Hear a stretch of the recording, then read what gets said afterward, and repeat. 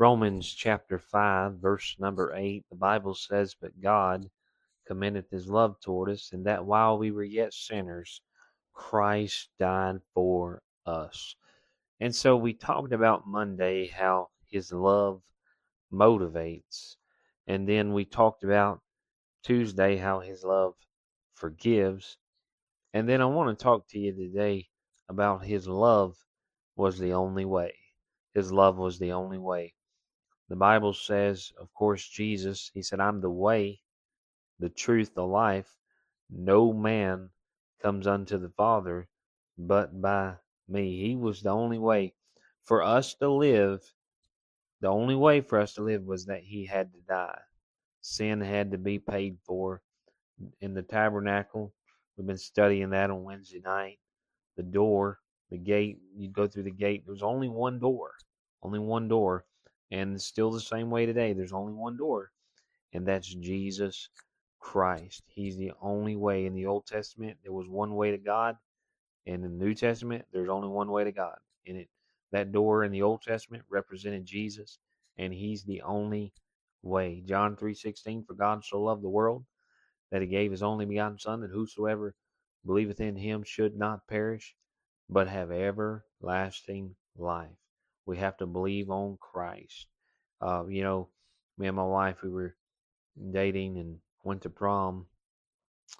I guess it was her senior year. I believe it was her senior year, and I had already graduated, and we were got a Hummer for prom. Somebody let me use their Hummer, and that thing was fun to drive. It sucked gas though. I mean, I drove just to High Point from Thomasville, and I had to put $10 in it just to go from High Point to Thomasville. But that thing was nice to drive.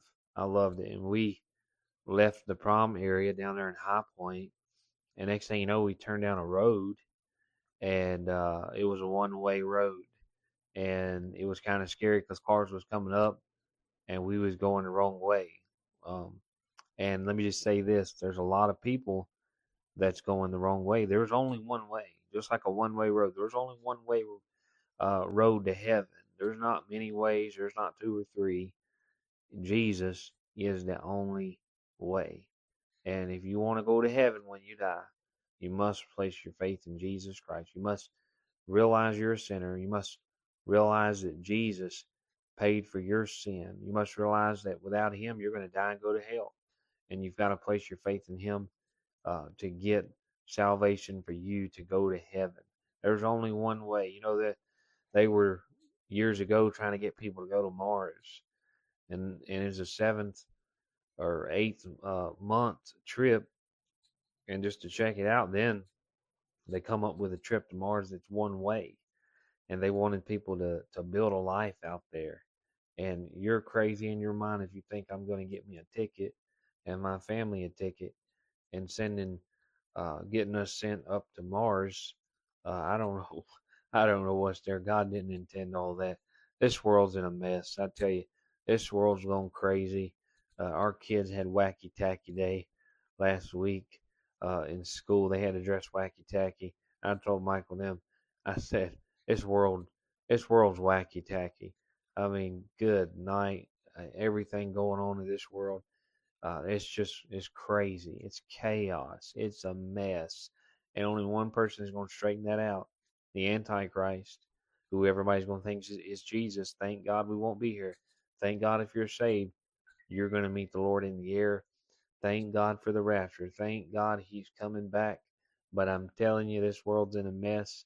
And the only way they're going to escape hell, the only way they're going to escape the 7-year tribulation period is for them to take the only way, and that's Jesus Christ. They must trust him.